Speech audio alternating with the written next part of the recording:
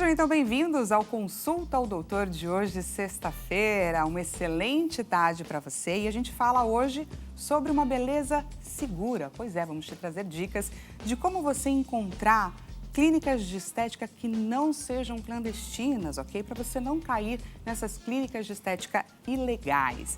A proposta aqui hoje é a gente te trazer muita informação, te munir com muitas informações, é claro, para que você não comprometa a sua segurança. Afinal de contas, todo mundo quer se cuidar, mas o importante é você estar em segurança. Para isso, gente, eu te lembro que estamos ao vivo através da Hit TV, através do nosso site, hittv.com.br. Você pode também participar aqui com a gente ao vivo através do nosso WhatsApp, 0 operadora 11 33 37 5886. Temos também, gente, como você já sabe, uma enquete esperando pela sua resposta no nosso Instagram, @consultaaldoutor. Diretor, coloca pra gente, por favor, essa enquete na tela, para o pessoal saber um pouquinho que tipo de resposta nós estamos esperando para trabalhar aqui com as nossas doutoras. Sobre procedimentos estéticos, tive ou conheço alguém que teve problemas, só vou por indicação. Pesquiso pelo preço, escolho pelo preço ou tenho medo de me arriscar, acabo não fazendo nenhum procedimento por falta aí, é claro, também de informação. Então, entra aí, responde pra gente e te convido também a me adicionar na sua rede social, @Dani_Parisi. Vamos interagir, vamos conversar um pouquinho. E, gente, para falar então sobre beleza segura, eu recebo aqui duas mulheres. Primeiro, a doutora Giovana Marques, que é cirurgiã dentista. Seja muito bem-vinda aqui com a gente. Muito obrigada pela sua presença. Obrigada, Dani. Boa tarde. Obrigada pelo convite. É um prazer. E recebo também Beatriz Guedes. Ela é advogada especialista em direito médico. Seja muito bem-vinda. Obrigada pelo convite. Uma boa tarde. Ótima tarde. Vamos aí, então, bater esse papo nessa tarde de sexta-feira. Vamos nos informar, gente. Doutora Giovana, olha só. Quando o paciente ele chega para fazer um procedimento estético, seja ele qual for, ele nunca imagina que alguma coisa pode sair errado, não é? Mas aí eu queria saber de você quais são os riscos. Afinal de contas, tem pessoas que relatam aí fazerem procedimentos 5, 6 anos e ainda assim terem uma intercorrência. Quais riscos uma pessoa pode sofrer? Certo, Dani. Então, quando o paciente chega ao consultório, pode ser na primeira consulta ou até, como você disse, 6, 10 anos depois, o paciente ele pode sim sofrer algo. Por quê? Desde um peeling químico ali que tem contato direto com a pele, ele pode sofrer uma alergia ou um procedimento injetável com ácido hialurônico, com preenchedores, ele pode vir a ter, se o profissional não tiver conhecimento adequado da técnica, da anatomia, pode vir até ter cegueira. Então é algo muito importante realmente para o paciente saber aonde ele está entrando, saber a cadeira que ele está ali confiando, as mãos, né, que ele está confiando que vai mexer no rosto dele, porque desde uma alergia até uma cegueira pode pegar um nervinho, pode vir a acontecer, infelizmente. Pois é muito importante ficar atento, levar isso em consideração na hora que você for escolher por fazer um procedimento. E, gente, eu vou chamar aqui, receber aqui com a gente a Juliana Mendes. A Juliana Mendes a gente vai receber agora. Ela fez uma rinomodelação estruturada, só que o corpo dela, gente, 8 meses depois, repara só nessa distância, começou a rejeitar o produto que foi utilizado. E ela está aqui agora para trazer um pouco do relato da história para a gente. Juliana, seja muito bem-vinda. Antes de tudo, a gente agradece a sua participação, o quanto você topou aqui se expor para contar para a gente e informar quem está aí do outro lado da telinha assistindo. Seja muito bem-vinda. Conta para a gente, Juliana, sobre esse processo que você passou. Boa tarde. Eu fui fazer um procedimento chamado rinomodelação estruturadas, e onde pessoas à minha volta fizeram um procedimento e não tiveram um problema. Só que depois de um tempo eu acabei descobrindo que em mim eles fizeram uma outra técnica, onde foi colocada uma prótese de plástico dentro do meu nariz. Olha só. Essa prótese ela tem em média o tamanho de uma moeda de R$1, tá? Então, assim, as fotos que eu tenho você consegue identificar um pedacinho só do material. Só que quando foi removido, que E é um eu vi o pedaço tamanho... considerável. Isso. Não foi feita a biópsia do material, mas o meu médico que me operou, que é o Dr. Vitor Gebrim, ele falou que provavelmente é um material com o nome de Porex, que é um tipo de plástico que foi colocado no meu nariz. Quando eu fui fazer a rinomodelação estruturada, me falaram que não era um procedimento invasivo e que não tinha risco. Você fez um consultório normal. Um consultório normal. Não vou falar aqui a especialização, mas foi um consultório normal. Mas não foi com médico. Tá? Eles atuam em outra área. E eu fiz porque eu sempre quis ter o nariz mais bonitinho, só que uma rinoplastia no momento não cabia no meu bolso. E como pessoas que ao meu redor fizeram e deu certo, a gente vai pelo Instagram, vê o trabalho da pessoa, a pessoa dando curso, falando que é liberado, que é um procedimento não invasivo. E depois eu acabei descobrindo que eu passei praticamente por uma rinoplastia sentada em uma cadeira com anestesia local. Olha só, eu queria trazer agora a Giovana para a nossa conversa para pontuar exatamente isso. Giovana, a Juliana está contando para a gente que ela foi fazer uma rinoplastia, uma rinomodelação, na verdade ela acabou passando por uma rinoplastia. Ela estava num consultório e fez um procedimento que só poderia ser feito num hospital. Queria que você falasse um pouco sobre esse caso. Com certeza, Dani. Infelizmente, a Juliana dividiu com a gente aqui a experiência muito infeliz que ela teve. Foi algo que, infelizmente, não foi avisado a ela. Uma dica também para os pacientes que procuram procedimentos em geral, não só de nariz, sempre ver os termos que estão assinando, se estiver assinando algum termo, que ali no termo vai estar falando os benefícios e também os riscos, né? Ali no caso da Juliana, não foi nem avisado a ela o que foi feito, né? Aí foi realmente algo muito infeliz que aconteceu. Nessa consulta com o doutor, deve ser esclarecido exatamente tudo que vai ser feito, até mesmo deve-se saber o produto que está usando, se é algo que é biodegradável, né, o organismo degrada, ou se é algo definitivo. Nesse caso da Juliana, provavelmente aquele material não era nem, ele era definitivo, que é realmente um risco a mais aí para ela. Então, a minha dica maior é saber o que está acontecendo ali com o seu rosto, saber o que vai ser feito, qual produto, para que o profissional esclareça exatamente todas as dúvidas que o paciente tiver. Tá certo. A Juliana está com a gente? Juliana, Sim. Aí eu queria saber, então, daí por diante, como foi que você resolveu essa situação? Se você retornou a esse lugar, se você entrou com algum advogado, como que se deu a sua situação, o desfecho da sua história? A partir do momento que eu comecei a ver que o meu nariz começou a abrir, né, que começou a ficar aquela prótese exposta, eu fui até o consultório, marquei uma consulta com eles.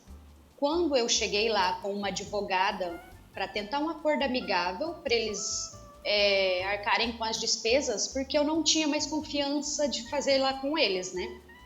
Claro. Simplesmente não me atenderam.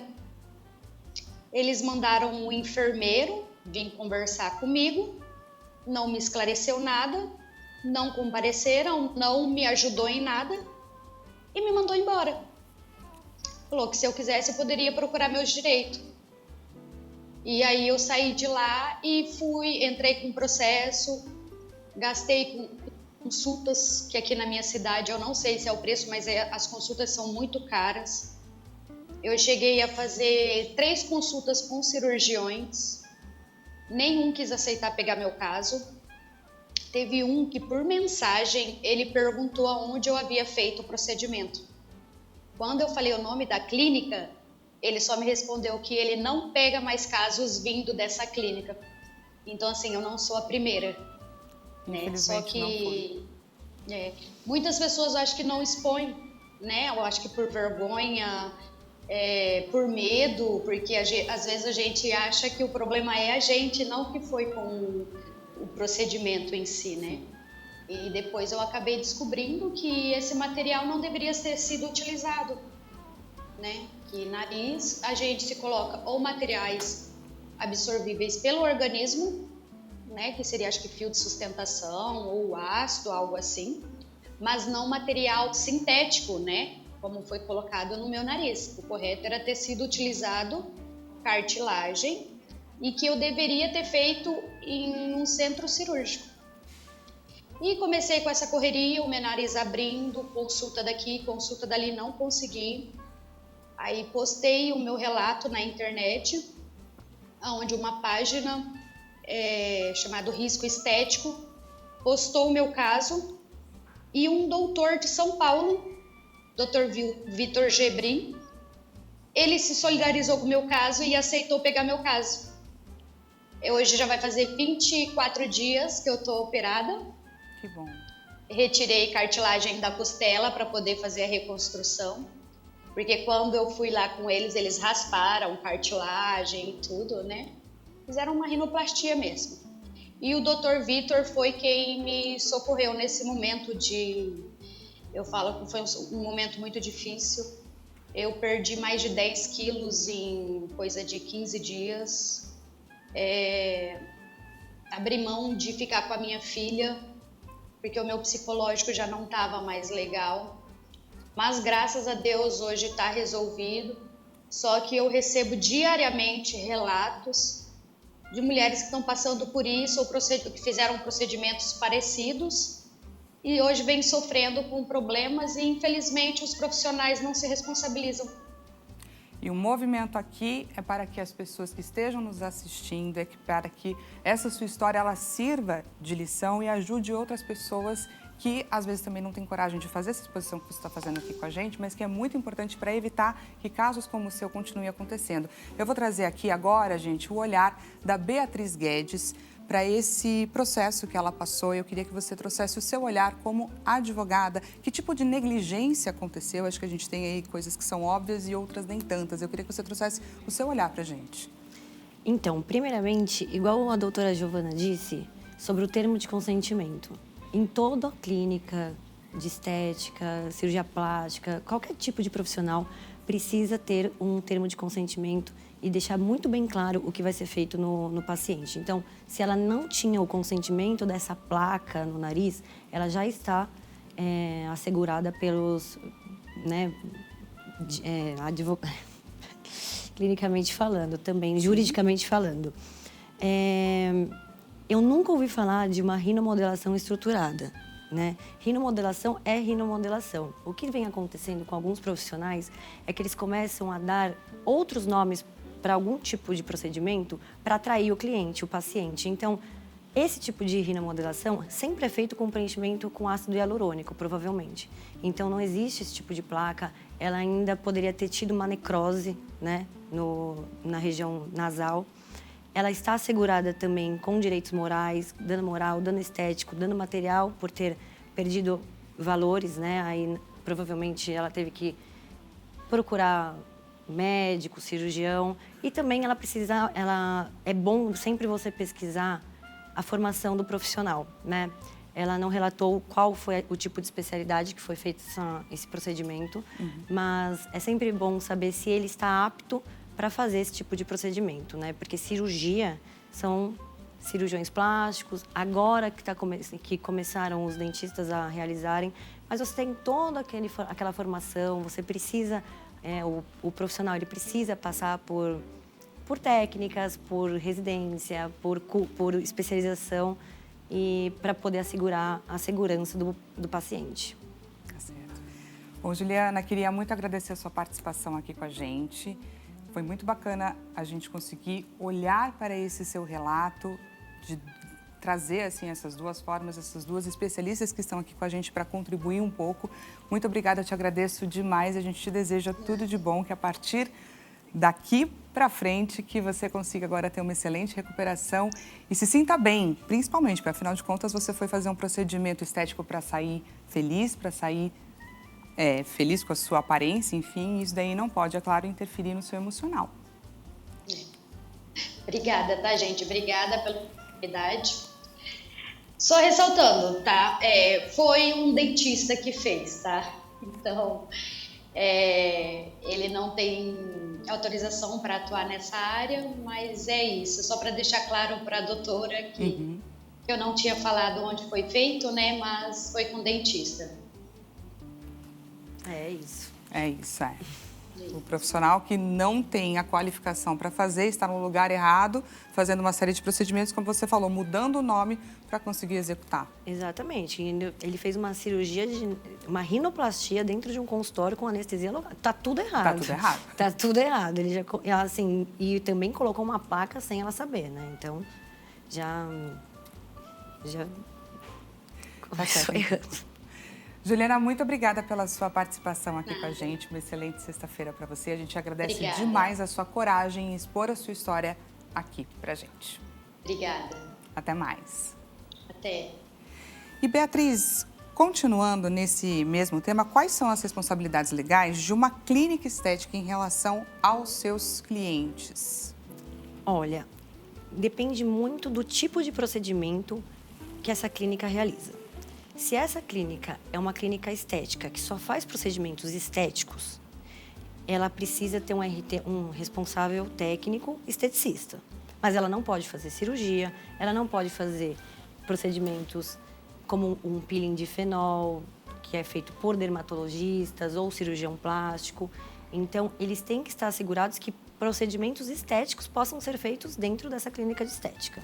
Já um consultório médico, um consultório odontológico, eles precisam ter a autorização da Anvisa, né? Então, eles têm que estar registrados na Anvisa, ambulatório 1, procedimentos locais, com anestesia local ou restritos a consultas. Então, e também tem que ter um RT. O responsável técnico de uma clínica médica precisa ser médico e um responsável técnico de uma clínica odontológica precisa ser dentista. Eles se responsabilizam por todo e qualquer procedimento. E também tem um responsável legal, geralmente, que é um advogado que responde por todo problema, tudo que vier a acontecer dentro dessa clínica. Perfeito. E agora falando um pouquinho sobre os procedimentos, a gente tem aí, gente, a harmonização facial como a grande queridinha do momento, tá certo? Tem movimentado muito esse mercado. E eu queria que você contasse um pouco pra gente, Giovana, sobre a sua formação profissional, tá certo? Como que você estudou e foi atrás para atuar nessa área que você atua agora? Certo, Dani. Então, eu procurei muito por cursos, primeiramente, para saber se era isso que eu gostaria de fazer. Eu, desde a faculdade, sempre tive fascínio por anatomia, por beleza, por estética. E, então, eu me vi muito fazendo harmonização desde o primeiro curso que eu fiz, um curso intensivo. Eu falei, realmente é isso que eu quero. E logo entrei em especialização e busquei mais e mais, sempre qualquer atualização eu tô por dentro, porque é isso, às vezes a gente aprende a técnica, mas também precisa estar se atualizando. A área da saúde e beleza é atualização, não tem jeito. A todo momento a harmonização, como você disse, a queridinha do momento, sempre tem produtos novos, técnicas novas, artigos novos publicados, a gente sempre tem que estar se atualizando junto. E também, acho que o que eu vou dizer agora vai cair super bem para o tema, o profissional ele deve saber não só fazer a técnica, mas também resolver intercorrência. É algo que a gente também aprende demais ali na capacitação, né, procurando por conhecimento e prática dos procedimentos e também de atendimentos. Quando a gente fala sobre intercorrência, tem as intercorrências que elas acontecem por conta da pele, da reação do corpo, mas tem aquelas também que elas têm a ver com, como que eu posso dizer, o paciente ele também tem que seguir ali as instruções no pós-procedimento. Eu queria que você falasse um pouquinho sobre o antes e o depois do procedimento, que o paciente, ações que o paciente tem que ter para também não chegar em alguma alergia ou em alguma intercorrência. Com certeza, Dani. Com certeza. Eu posso citar aqui os peelings químicos, por exemplo. Skincare, né? Quando a gente aborda essa área de pele especificamente, a gente sempre vai contar com a cooperação do paciente. Ele precisa, em casa, estar seguindo todas as nossas recomendações. ele precisa estar cuidando, hidratando. Muitas vezes ele vai sentir essa pele ardendo se for ali um peeling um pouco mais forte. E a gente vai dar essas orientações, esse paciente deve seguir, não se expor ao sol. Se a gente falar, né, o profissional falar, não come certos alimentos, ali pimenta, pode gerar inflamação, frituras, não coma, siga as orientações. Agora indo para a parte de preenchedores, preenchimento labial. Sempre na recomendação pós-operatória eu falo para o paciente, não aperte, se houver algum nódulo, deixa para o retorno que eu faço essa massagem. Já tive paciente que apertou o nódulo, ficou muito grande a boca, ficou desesperada e aí até tirou o produto do lugar onde eu tinha injetado e migrou, né, para outro lugar. Então, seguir certamente as recomendações, que é sempre para o bem e nunca para o mal desse paciente. E aí você acompanha todo o processo, desde o antes até... Exatamente, claro, até o retorno. Depois também e o retorno. E fotos, inclusive, procedimentos, eu gosto de acompanhar fotos. Me mando foto no dia 1, no dia 2, no dia 3. Sempre gosto de estar vendo fotos, vídeos. O paciente sempre está ali conversando comigo, manter, né, esse contato. E Beatriz, hoje em dia a gente tem muitos profissionais, uma grande variedade, executando diversos procedimentos. E aí eu queria que você trouxesse uma instrução para quem nos assiste sobre quem pode responder por o quê. Então, dermatologista pode fazer que tipo de procedimento? Por exemplo, um esteticista, ele pode ir até onde? Um biomédico. Queria que você trouxesse um pouquinho esse panorama geral para a gente. Hoje em dia, sempre foi assim, na verdade. Os médicos, eles podem atuar em qualquer área. Tá. Né? Então, o médico, ele pode atuar em qualquer área que ele desejar. Mas aí tem as especialidades e também tem as sociedades que eles se incluem para fazer o tipo de procedimento. Então, um dermatologista, ele provavelmente está na Sociedade Brasileira de Dermatologia. O cirurgião plástico é da Sociedade Brasileira de Cirurgia Plástica. Então, isso é muito tempo de formação, é muito tempo de residência, é muito tempo de especialização. O dermatologista, ele mexe mais com a pele. Então, o peeling de fenol, por exemplo, ele é feito por dermatologistas, porque ele tem aquela formação, a anatomia do rosto, então eles são mais próximos do rosto, né? Eu também conheço alguns cirurgiões plásticos que fazem o peeling de fenol, mas o peeling de fenol é feito apenas por médicos. E os biomédicos hoje, eles podem com injetáveis e os esteticistas não podem usar injetáveis. Então, o biomédico, o farmacêutico, o enfermeiro, eles podem agora realizar procedimentos com injetáveis. Então, ácido hialurônico, botox, os colágenos, eles sim podem realizar. O dentista, para poder realizar qualquer tipo de cirurgia, ele precisa ser um cirurgião. Ele precisa se especializar em cirurgias. E também tem o bucomaxilo, que pode também realizar procedimentos como rinoplastia, né, as ortognáticas, mas eles são dentistas e tem que ter a especialidade de cirurgia. Tá certo.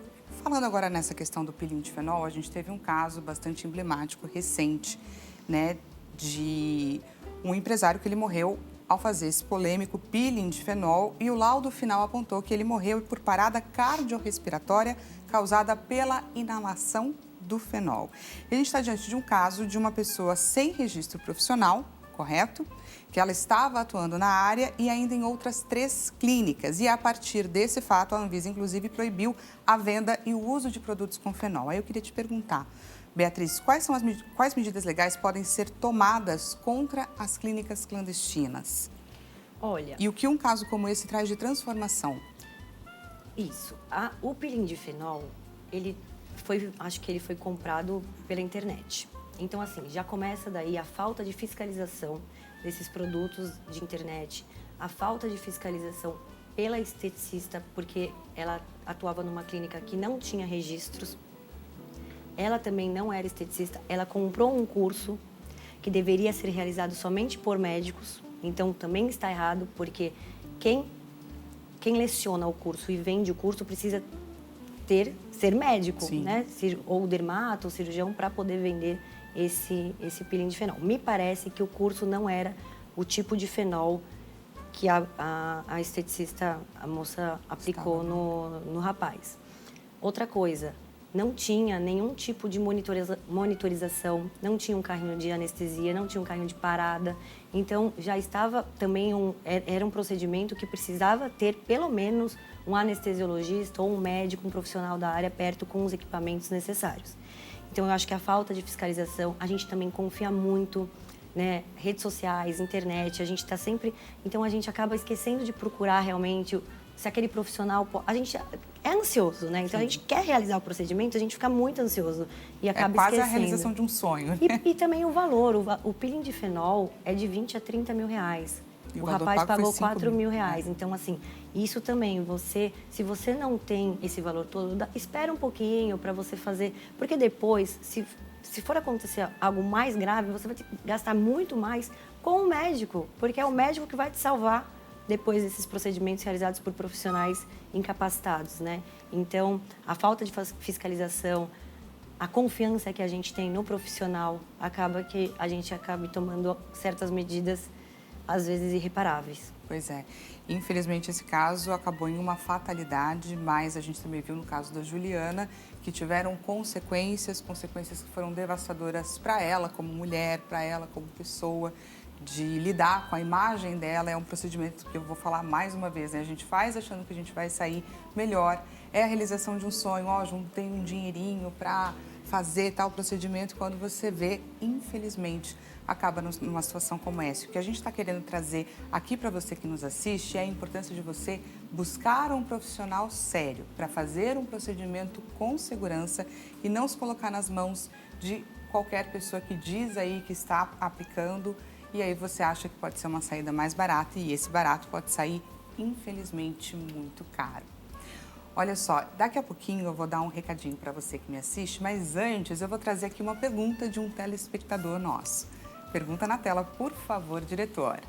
Cristina, ela é de São Paulo, capital. Excelente tarde para você também, Cristina. Olha só, como escolher um profissional para corrigir os erros de um procedimento estético anterior? Um pouquinho ali sobre o caso da Juliana. E como eu posso garantir que eu não vou ter os mesmos problemas? Porque realmente, né, essa é uma grande questão que fica na nossa cabeça, vira até praticamente um trauma. Giovana, eu queria que você respondesse a quem nos assiste, olhando aqui para essa câmera. Cristina, então, como eu posso te responder essa resposta? Você deve procurar um profissional se esse mesmo conseguir corrigir, né? Se não for, por exemplo, um profissional, por exemplo, dentista, biomédico, enfermeiro, e aí esse mesmo profissional não consegue resolver este problema e ter que ir para um médico, por exemplo, fazer uma cirurgia, como foi o caso da Juliana. Se você conseguir resolver com este mesmo profissional, você deve saber se ele já é expert em resolver problemas de pacientes como este seu caso, se for o seu caso. Então, nas redes sociais, hoje em dia, a gente acaba vendo muito o antes, depois, portfólio ali dos resultados, né, dos procedimentos. Procure saber se esse profissional, ele já vem fazendo esse tipo de procedimento, resolvendo procedimentos que não deram certo e, mesmo assim, vem com um resultado novo, um resultado satisfatório. É essa a dica que eu dou para você, Cristina.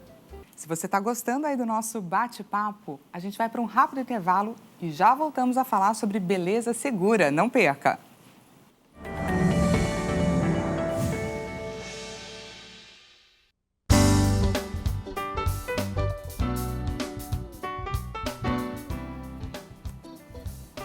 Estamos de volta com Consulta ao Doutor. Se você chegou agora, gente, o tema de hoje é beleza segura. Estamos aqui trazendo dicas de como você pode fazer um procedimento e evitar cair em clínicas clandestinas, em clínicas ilegais. Portanto, se você está pensando em fazer o seu procedimento, não perca aqui esse segundo bloco, pois eu recebo aqui nessa tarde a Beatriz Guedes, que ela é advogada especialista em direito médico, e recebo também a Giovana Marques, que é cirurgiã dentista. Estão aqui batendo um papo delicioso com a gente, conscientizando sobre quais itens que a gente não pode abrir mão na hora de fazer o nosso tão desejado procedimento.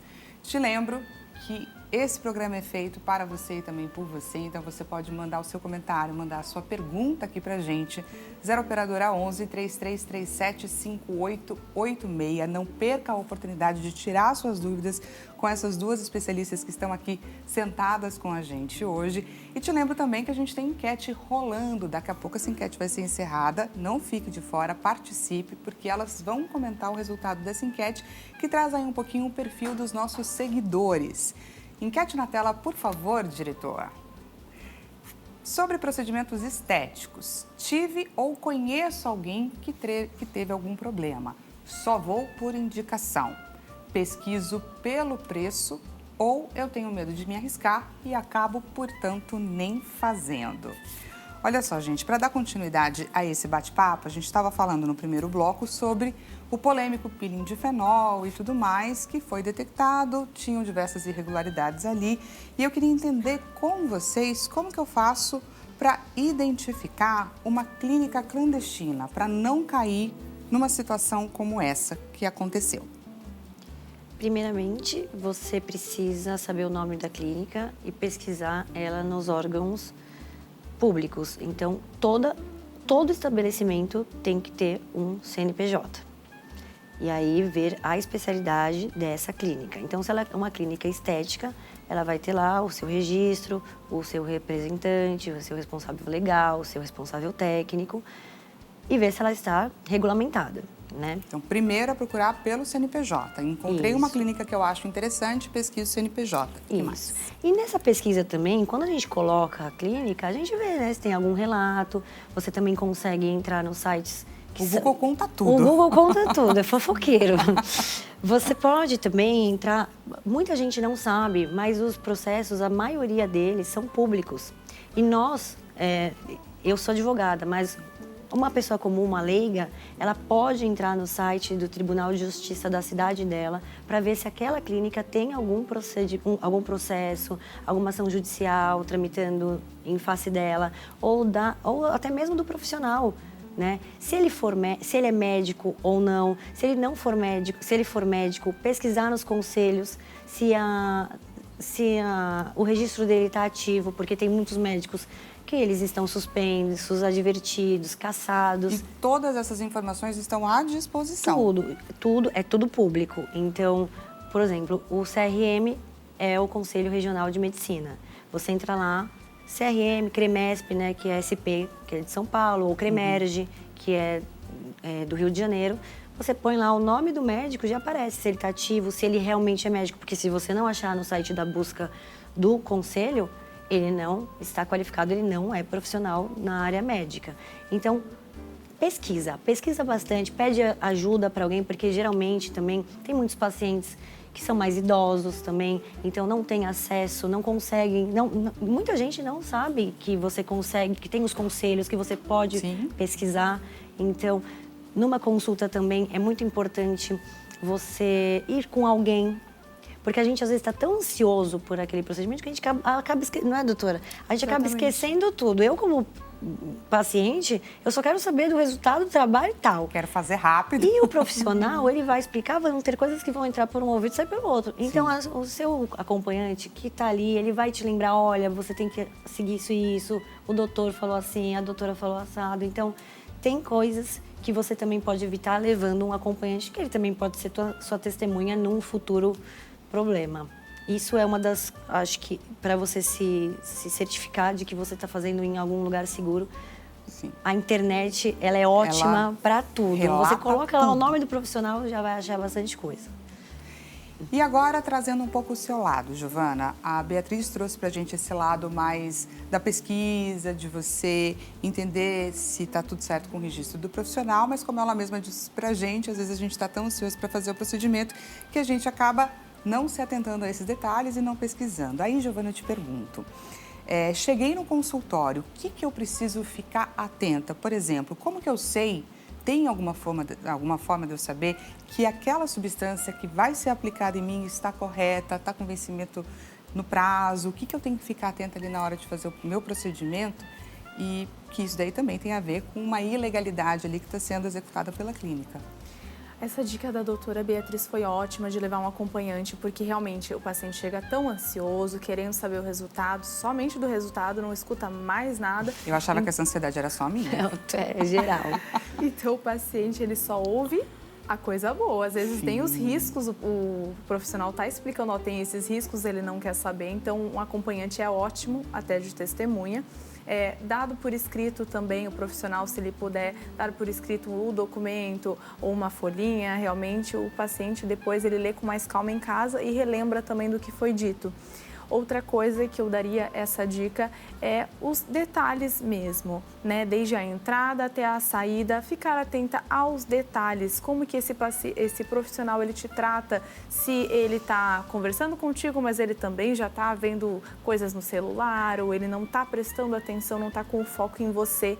Eu acho que aí já entrega muito sobre o trabalho daquele profissional. Ele tem que estar inteiramente ali com você, 100% presente contigo, prestando atenção no que você está dizendo, suas dúvidas sendo esclarecidas. Também o produto deve ser sempre mostrado. Eu sempre mostro, ó, é essa marca que eu trabalho, como eu dito lá anteriormente, na primeira consulta, essa é a marca que eu trabalho. Aqui está a seringa sendo descartada após o atendimento, né, no pérfuro cortante, que é uma caixinha amarela específica.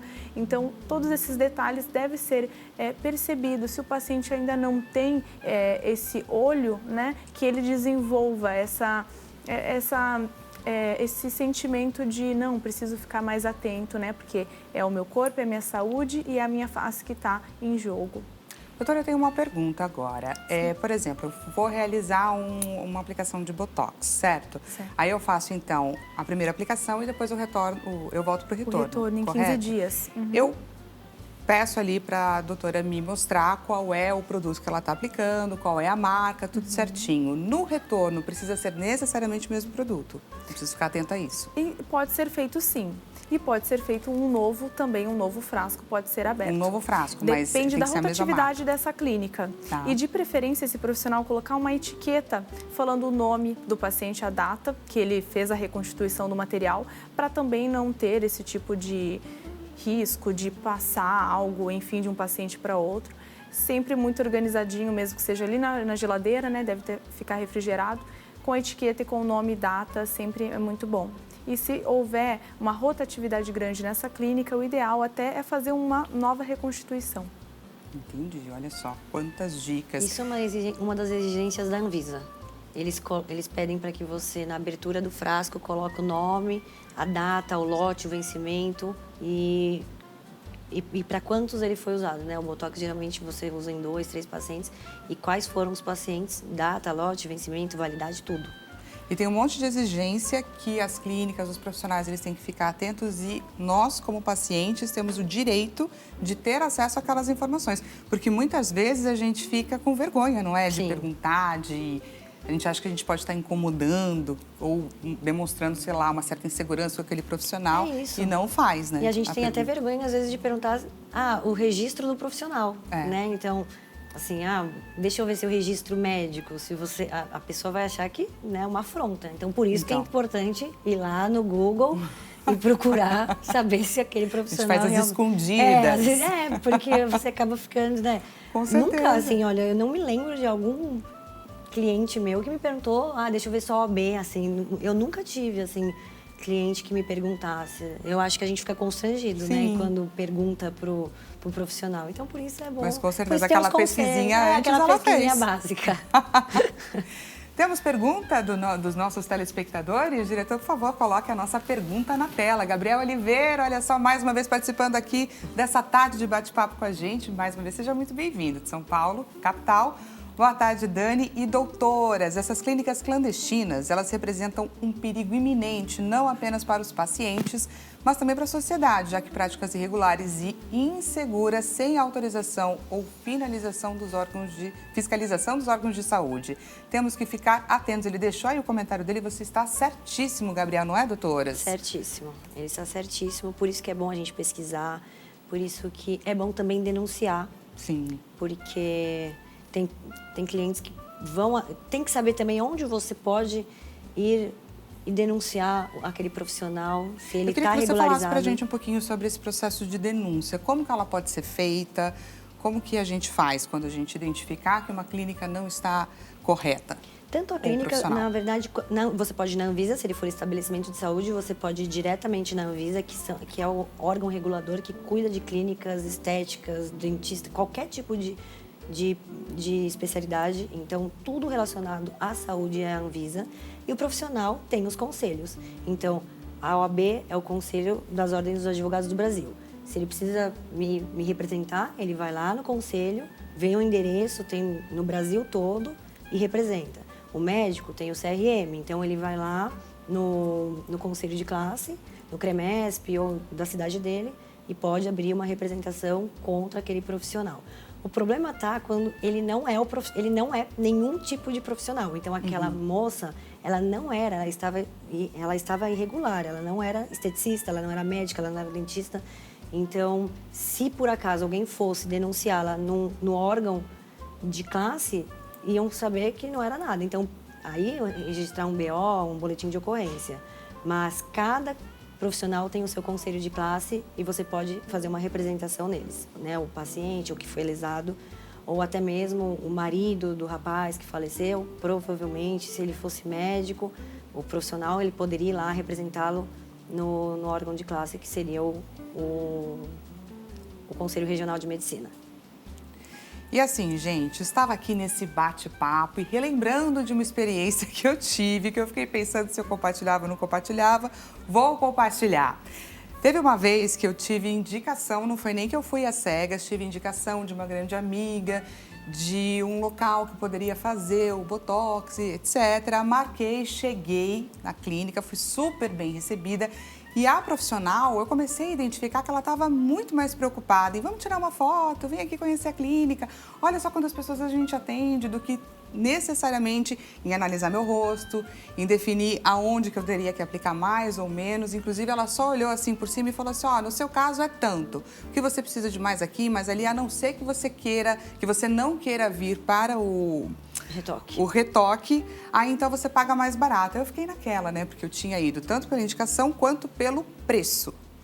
E aí então eu fiquei naquela, será que eu vou, será que eu não vou? E tava naquele processo de coloca a touquinha, vamos aplicar o anestésico. E aí eu comecei, gente, a pensar o que eu estou fazendo da minha vida. Eu acho que isso não vai dar certo, isso daí não está com a cara boa, mesmo tendo sido uma indicação. Aí eu vou ter que confessar que olha o que eu fiz. Eu liguei para o meu irmão e comecei a falar um pouco mais ofegante. Falei assim, não, você precisa de ajuda. O que você precisa? Tô indo aí. Eu desliguei o telefone e falei, doutora, meu irmão bateu o carro, eu preciso correr daqui. Você acredita? Isso tudo por quê? Porque eu não tive coragem de dizer não, eu não sabia. Eu cheguei lá, achei tudo muito estranho e estava com indicação. Enfim, ainda assim, eu precisei recorrer a essa estratégia aí. É a confiança e a falta dela, né? Quando você também falta com confiança com o profissional, a melhor coisa é você não fazer, porque só tende a piorar. Porque eu fiquei pensando, e aí, se eu tô me sentindo insegura agora, o que eu vou fazer? Eu vou me sujeitar a fazer um procedimento que tem aplicação, tem uma agulha que vai entrar na minha pele, sei lá. Muitas coisas passaram pela minha cabeça e eu decidi agir dessa forma. E é legal também a gente falar, porque agora um assunto também muito grave é o PMMA. Que muitos profissionais estão enganando o paciente, dizendo que estão colocando colágeno ou qualquer outro tipo de substância, mas é o PMMA. Então, a gente viu aí uma série de intercorrências que aconteceram com vítimas que não sabiam que estavam sendo colocados o PMMA, né? Que é o polimetilmetacrilato, que é um plástico, praticamente um plástico que você insere nos glúteos ou em algumas áreas do seu corpo e não sai nunca mais. Então, assim, tem algumas vítimas que tiveram uma fatalidade e acabaram falecendo, mas sabiam, e algumas não sabiam que estavam sendo submetidas a esse tipo de tratamento. Doutora, eu queria que você dissesse pra gente qual foi o caso mais complicado que você já precisou atuar e como que você fez, como que você orientou a sua paciente, a sua cliente? Olha, eu também sou responsável legal por uma clínica de cirurgia plástica. Então, todos os dias a gente passam diversas mulheres, homens lá na nossa clínica. E tem um caso que uma paciente, ela realizou um procedimento no consultório odontológico chamado lip lift, que você, assim, você passa por cima o lábio para tirar essa distância, né? Então você sobe o lábio aqui em cima. E a mulher, a moça, a dentista, ela tinha muitos seguidores. Ela tinha, assim, ela aplicava cursos, ela lecionava, palestra e tudo mais. Então ela foi na confiança e pelo preço. Assim, acho que ela pagou R$1.000 para fazer esse procedimento. E essa paciente, ela tinha muitas fotografias, ela tirava foto para revistas. Então ela usava o rosto dela profissionalmente. E ela ficou, assim, totalmente demarcada. Ela ficou... Nossa, assim... Ela nunca mais tirou a máscara. Nunca mais. Ela só... Até hoje, ela só anda de máscara. Ela tentou entrar em contato com a clínica não quis fazer nada, mandou ela procurar um médico, porque necrosou. Ela precisou ir para o hospital, realizar a cirurgia. Então, assim...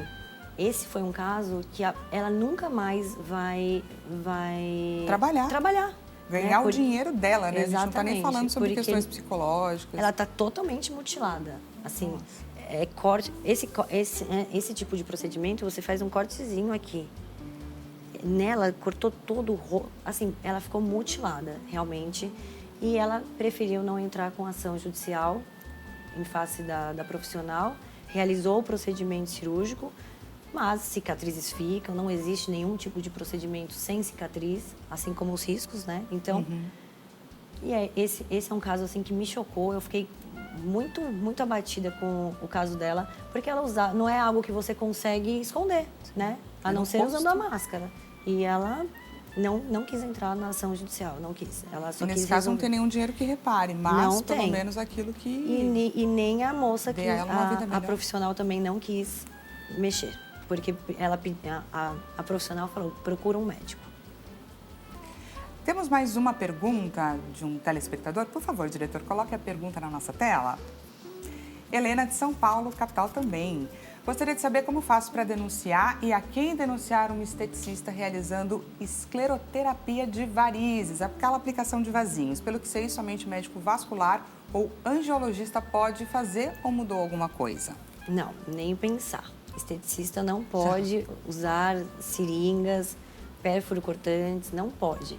O esteticista jamais pode fazer uma aplicação de vasinhos. Então, se ela é esteticista, ela provavelmente tem um órgão regulador dos esteticistas, pode ir na Anvisa, pode abrir um boletim de ocorrência, pode denunciar a clínica dessa esteticista, porque realmente não pode aplicar. Quem faz isso é um cirurgião vascular ou um angiologista.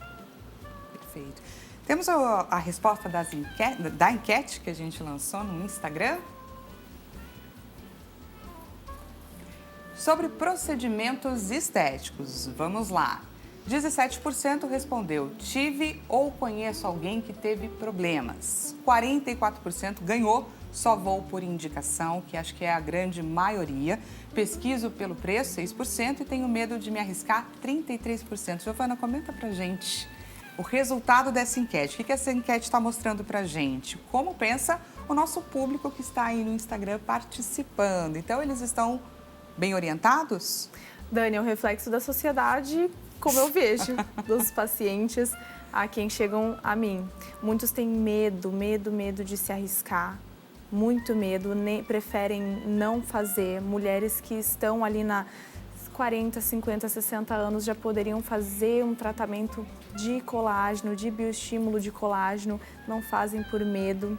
E a gente fica com um coração na mão, porque poderia ser realçada, a beleza poderia ser melhorada, a autoestima dela poderia ficar mais elevada, mas por medo ela não quer nem que toque. Tenho casos de família, na minha família, que não quer nem que toque. Olha só, na sua própria família. Exatamente, desde o procedimento de tantas histórias que acontecem. Procedimentos de botox, que não é tão invasivo assim. É algo que você mede o quanto você vai colocar, não precisa ficar congelado. Pode ter naturalidade. Então, mesmo assim, tem muito medo de casos da mídia que repercutem e são muito exagerados, rosto inflado, enfim, intercorrências. Giovana, eu queria que você aproveitasse esses minutinhos finais para você conversar com o nosso telespectador, porque a gente trouxe aqui, a gente falou tanto sobre os problemas, não é verdade? Mas a grande questão é que existem muitos profissionais sérios, gente. Existe muita gente bacana, preocupada com a sua segurança e pronta para fazer um trabalho legal no seu rosto, para te deixar, para melhorar a sua autoestima, enfim. Eu queria que você tivesse esses minutinhos para você falar com o nosso público.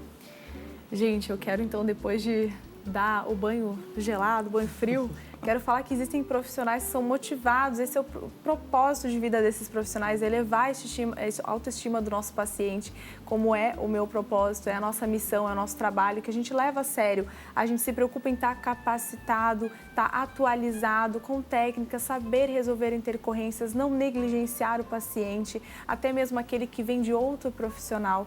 Né? O que a gente consegue resolver, a gente quer resolver. Então, diante de tantos problemas, de essa pontinha do iceberg que acaba sendo mostrada aí, né? Rostos super inflados, muito da mídia, né? Famosos fazem harmonização e, na verdade, é uma transformação, uma padronização. Não é um realce da beleza da pessoa, não é respeitando a essência dela. Infelizmente, a gente vê muito isso na mídia. E não é só sobre isso, não é sobre isso, para falar bem a verdade. Eu quero assegurar vocês que existem profissionais qualificados, profissionais que não querem encher vocês de produtos.